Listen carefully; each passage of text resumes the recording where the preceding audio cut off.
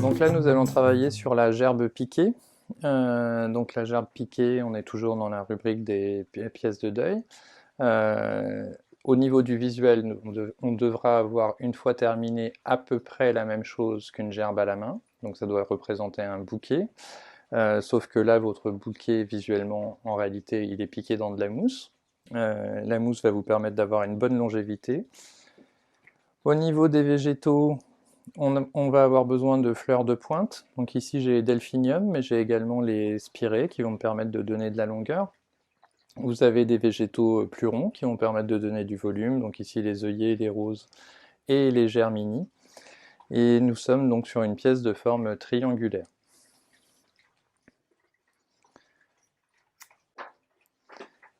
Donc mes végétaux les plus longs sont les delphiniums. Ils vont me permettre de donner la longueur. Alors l'avantage d'être sur une gerbe piquée, c'est que du coup on va aussi pouvoir utiliser les végétaux dans un sens différent du bouquet. Donc je vais pouvoir utiliser des delphiniums par exemple, qui vont aller sur l'assise, ce que je n'aurais pas pu faire, ou pu faire que très difficilement, avec un bouquet réalisé à la main.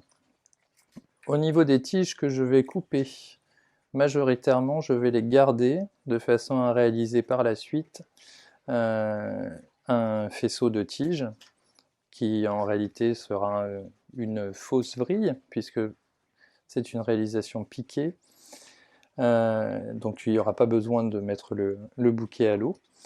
Ici je vous délimite les volumes de l'ensemble de la composition, donc idéalement la pointe, les deux côtés et par la suite la hauteur. En partant sur ce principe-là, ça va vous permettre d'avoir déjà la forme globale de votre composition et donc de savoir vers où vous allez. Alors l'utilisation ici de l'hortensia va me permettre d'avoir un point focal bien délimité. Je vais utiliser le premier tiers de mon support de mousse qui va me permettre de gagner un peu en volume. Donc ici, je sais qu'il va falloir que mes fleurs partent de la hauteur de l'hortensia, voire un petit peu plus haut, pour redescendre vers le delphinium de pointe, et la même chose sur les deux côtés. Comme pour le devant de tombe, c'est une composition à face. Comme pour toutes les réalisations de deuil, la plupart du temps, en magasin, on va vous demander de verdurer d'abord. Ici, je le fais au fur et à mesure, ça vous permet de mieux comprendre le sens de piquage des végétaux.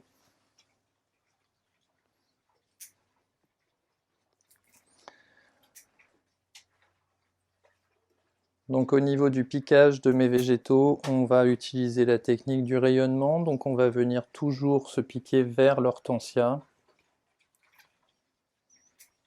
aussi bien avec les fleurs qu'avec les feuilles.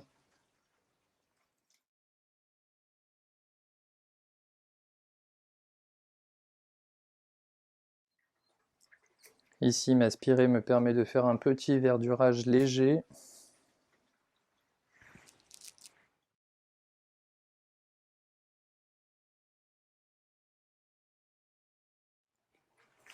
Les roses vont garder une place plutôt dominante dans la composition.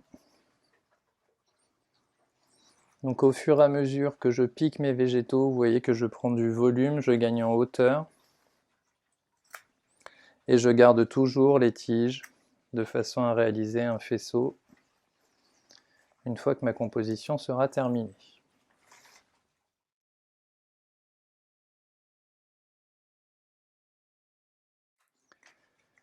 Alors on peut choisir de travailler les fleurs soit par groupe, soit mélangées. Ça c'est un vrai choix. Personnellement j'aime bien le travail par groupe, je trouve que ça donne plus d'impact aux fleurs.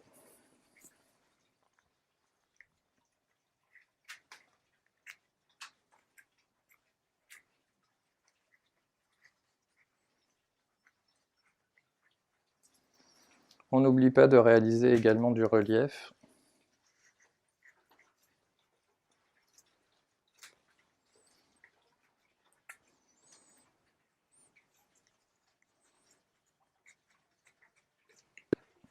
Et donc vous voyez que mon triangle se forme au fur et à mesure et dans la façon générale et dans le relief.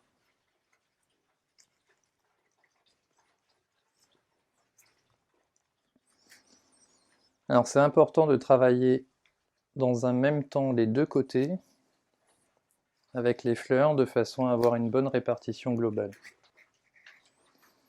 Idéalement, on fait variété par variété.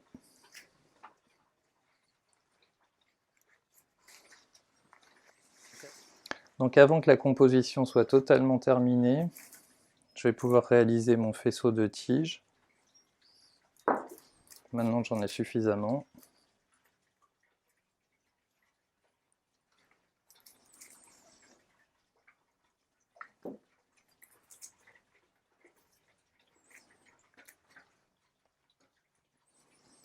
Donc on va utiliser la technique de la vrille.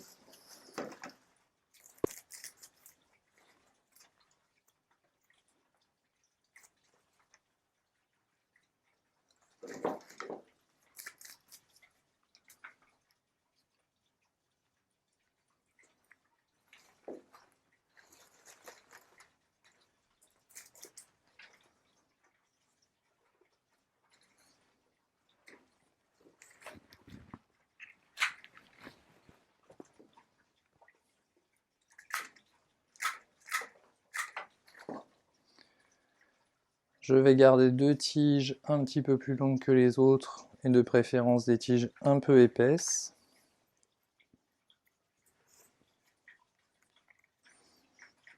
Alors on attache tout le monde ensemble, exactement comme si on faisait un bouquet.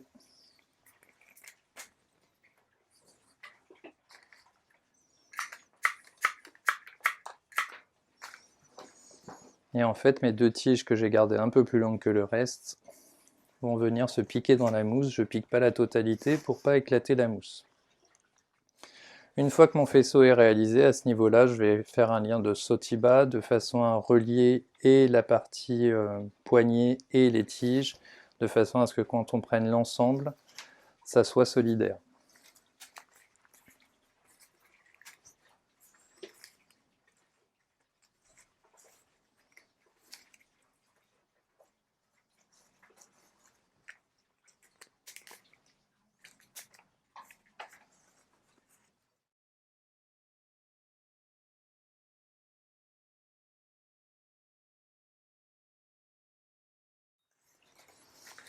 Tous les végétaux sont bien biseautés et bien piqués. Le biseau va vous permettre d'avoir une meilleure entrée dans la mousse. En plus, ça évitera aux fleurs de tourner et ça va faciliter leur hydratation.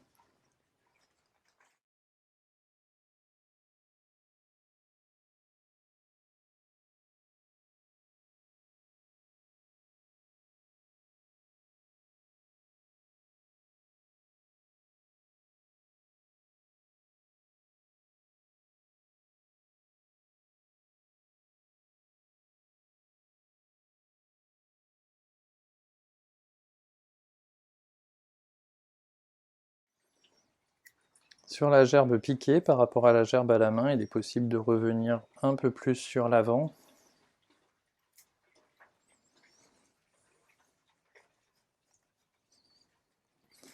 Et dans tous les cas, il sera important de bien cacher la base de façon à cacher totalement le support.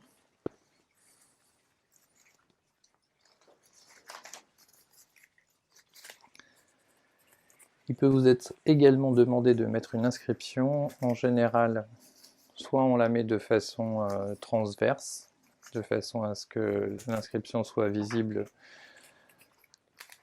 par tous, soit éventuellement de faire un gros ruban qu'on va positionner sur la base et on va laisser partir les deux pans du ruban avec l'inscription dessus. Ça a un côté un peu plus élégant, mais visuellement c'est un petit peu moins marquant, on va dire. La lecture du texte peut en être un peu plus difficile.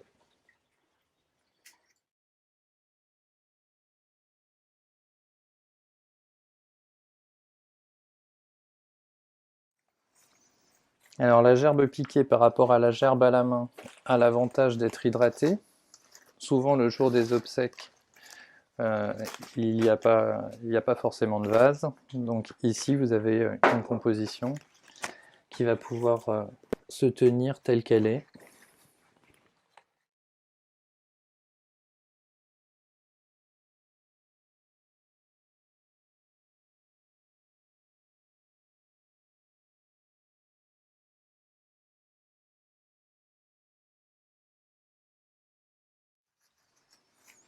Et on fait bien attention d'avoir des végétaux depuis la base du sol jusqu'au dessus. Donc la forme générale va rester une forme triangulaire.